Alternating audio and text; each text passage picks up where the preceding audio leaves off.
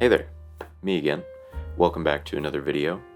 Today's video is going to be pretty fun, I think, because we just recently got to 2,500 subscribers on this channel, and that's really cool. I've been doing this for just over a year, and I've grown way more than I expected. So that's really awesome that there's a community that kind of is interested in what I'm doing and likes to chat it up in the comments, and that's really cool. And I thought today would be a cool time for anybody who's ever wanted to ask me anything, or anybody who's new to just kind of get to know me a little bit and ask me some questions. So I put out a post on YouTube and Instagram telling you guys to ask me any questions you've got, and I'll do it in a Q&A video, and that's what we're doing right now. So I've got the questions pulled up on my phone, and I'm going to answer them right here. So let's get started. What's an area you feel you're strong in, and what's an area you feel you need improvement? And this is photography related. So in terms of my photography, I think night scenes are some of my strongest photos. So I think those are pretty good. I think they kind of have the vibe that I'm going for in the moment when I'm taking the picture. So that's good. They're kind of turning out how I hoped, and that's really all you can ask. In terms of something that I feel like I need improvement, probably portraiture. I don't do it a whole lot. I do it sometimes, like when people need portraits and I'm doing it for money, but I don't really enjoy it as much as the other stuff that I do, so I don't do it enough, and I'm a little bit uncomfortable like posing people. Like I don't really know what poses to do with models and stuff to make them look good, so yeah, that's something I could improve on. Another thing in my photography, whenever I'm taking pictures, I really struggle to like get everything I want in frame. I really don't like cutting off little details in the like far edges of the photo, so that's one thing I could work on too, is just kind of not worrying about that so much and just focusing on what I thought was interesting and letting whatever is not part of that just fall out of frame. I think that's something else I could work on. What makes a photo good from your perspective? There's a lot of things that make photos good in my perspective. I think one thing though that I've kind of learned that I like a lot, especially when I don't really resonate with a photographer's photo specifically, is just the way the photo leads your eye around the frame. Now, if there's something I'm not super interested in subject-wise, just on face value, I can usually find some enjoyment in the photo if it leads my eye around the photo in a pleasing way, or leads me right to what the subject matter is supposed to be. So I think that's one thing that really makes a photo good, in my opinion. A photography genre you haven't tried but want to. Definitely macro photography. I've done it a little bit, but I don't have a true macro lens, so I'd really like to get one of those, and actually I should have one coming in the mail today, so it's kind of interesting that you ask that question. So yeah, macro photography is definitely something I want to try out. I think it's super interesting. What do you do outside of photography actually? So I do quite a few things. I'm a photographer and cinematographer, just a freelancer. But I do pretty much anything I can get my hands on. So I do all kinds of stuff. I do portraits when people need it. I do product photography. I'll do real estate. I'm actually really interested in doing real estate photography. I'll work on people's social media accounts with them. I'll make them stuff for those. I'm doing dance videos with a guy right now, so kind of all over the place. I've done sports production also with some local college and professional teams, so that's pretty cool. But yeah, just kind of everything photo, video related, anything I can get my hands on.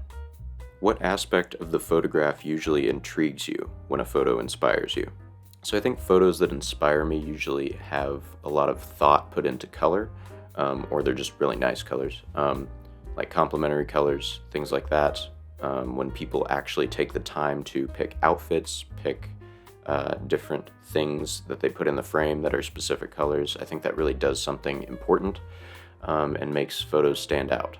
Also shapes, whether that be the shape of a pose that a model's doing, or the way a shadow's coming into a frame, or the way a building looks from a certain angle. I think shapes are really, really cool, and when you get some cool shapes in your photos, they really inspire me. What is your favorite part of the photographic process? I think I'm going to use film for this example because you can actually do all of the photographic process with film. But I think my favorite parts, I'm going to pick two. One is when I find something that I really like, but I don't go out and photograph it immediately, just kind of scouting it out. Maybe I pass something a few times and see it a couple different angles or something like that, and I really get it in my head and I get it going, and then I finally go out, I plan it, pick the weather I want, where I want the sun to be, or whatever the details are, and then I go out and actually take the photo. That's really cool. I like the planning process behind the photos like that. And then the other part is when I'm developing film and I'm just finishing up, pulling your negatives out of the spool and seeing that they develop properly is such a good feeling. Why do you love shooting film? Okay, that's a good question.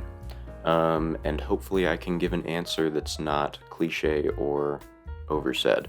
Film does have a specific look to it. It looks different than digital, but that's not really the reason I like it so much. I think it's more of a craft, just especially because I develop and scan my photos myself, so I really have my hands in all of the aspects of the photo, and I see it from start to finish, and that's really cool. Also, sometimes I just feel like digital photography just feels like cheating a little bit with autofocus and how you can see the exposure, how you can chimp in the back of your camera and see what the photo's turning out like.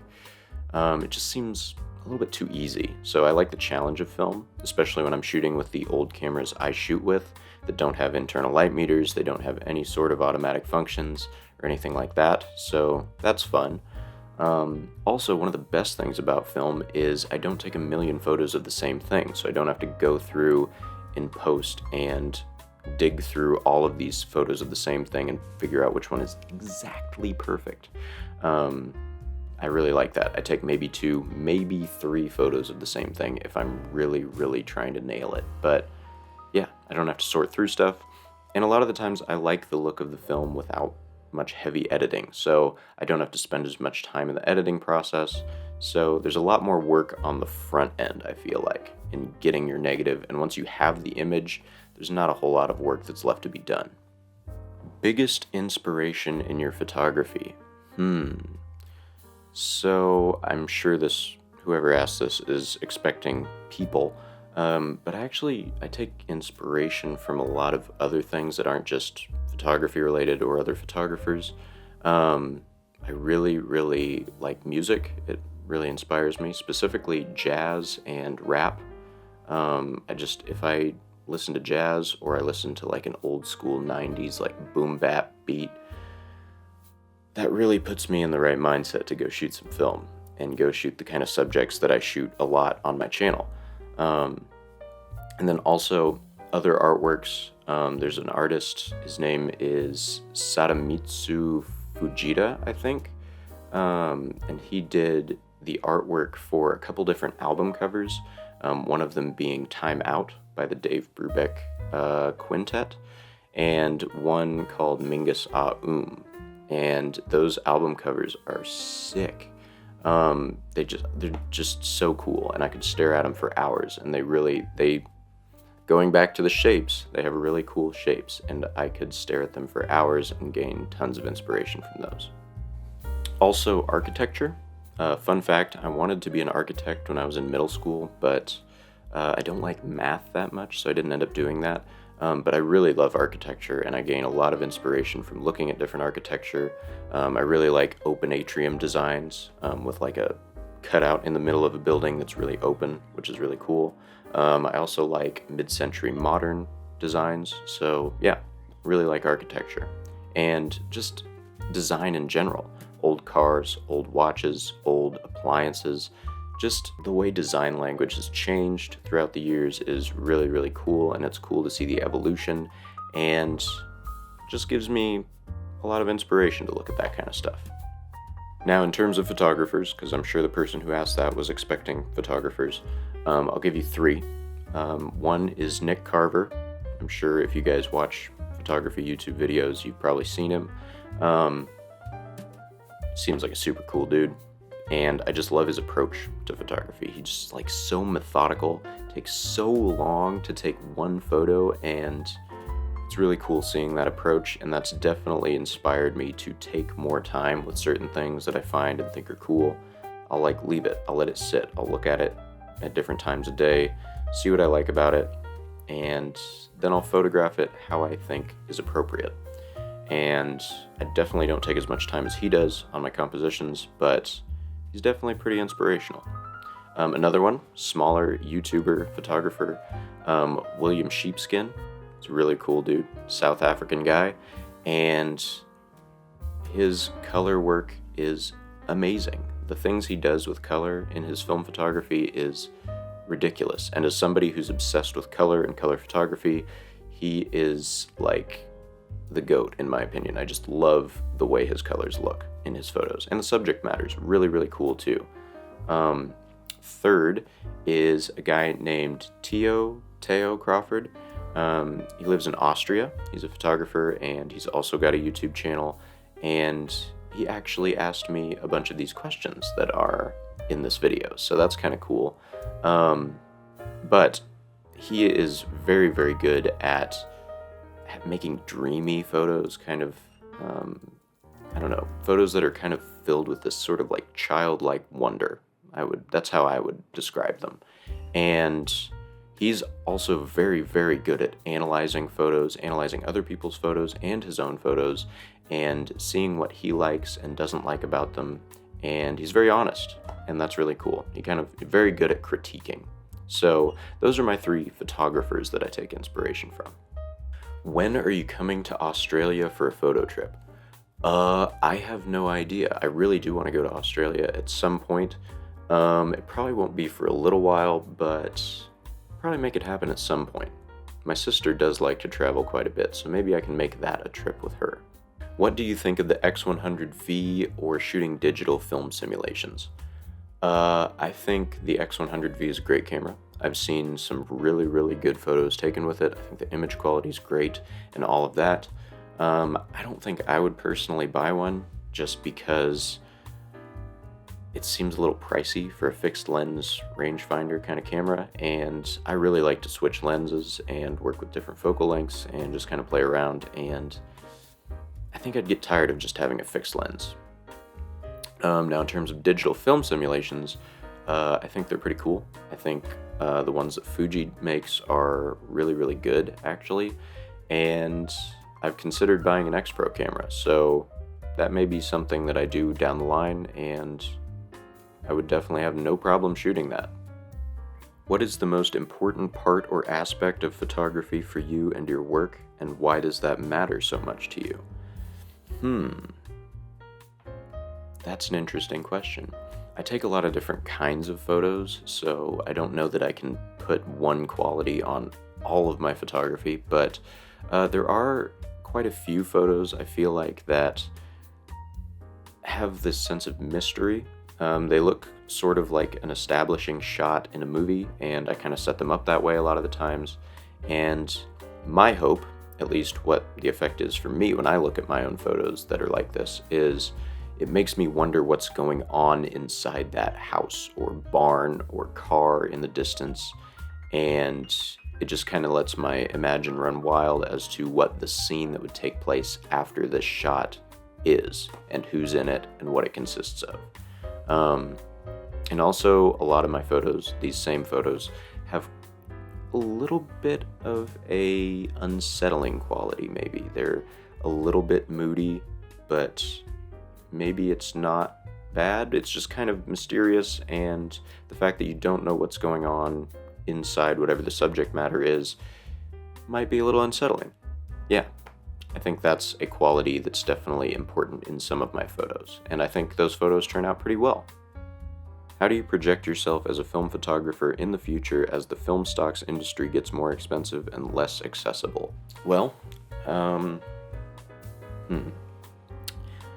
I think my use of film is going to ebb and flow a little bit. I think it's nice to be able to shoot digital and film just because when you get bored of one, you can switch to the other, and it's kind of a totally different experience.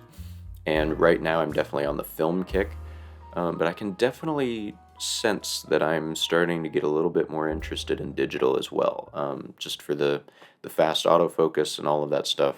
It is useful for some situations, so it'll probably ebb and flow, but I don't think I'll ever stop shooting film completely.